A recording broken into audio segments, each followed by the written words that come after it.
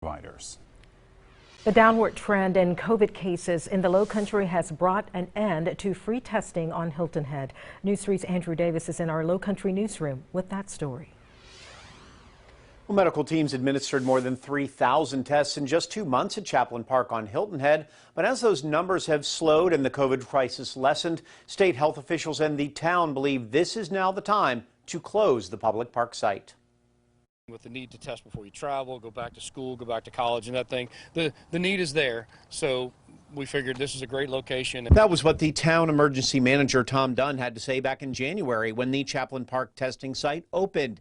In 2 months, as many as 400 people a day came through these lines. More than 3,000 people overall got that PCR test.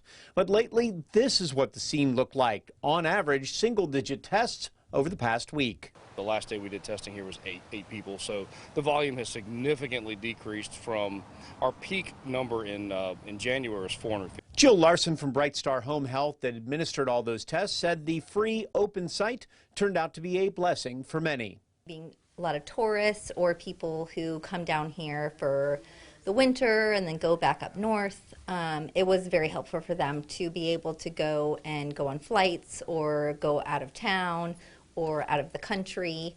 We did see a lot of people needing those tests done. I think we're in a good place. I mean, you look at our percentage of positives are down. They're staying down. Our total numbers are down. So I think we're in a monitoring phase right now for us anyway as a town. Monitoring the community, making sure anyone infected does still get tested at home or at a local clinic, and then quarantines. Hopefully all getting back to normal on the island. We're still getting our folks that are traveling and heading back home, but again, that's only 8 or so a day.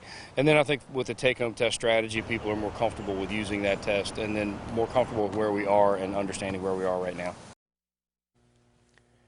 Now, the closing of that site and the other on Hilton Head last week was part of a statewide change by DHEC. If you'd like to know where testing is still available or how to get a home test, just go to wsav.com/testing. Andrew Davis, WSAV News 3 on your side.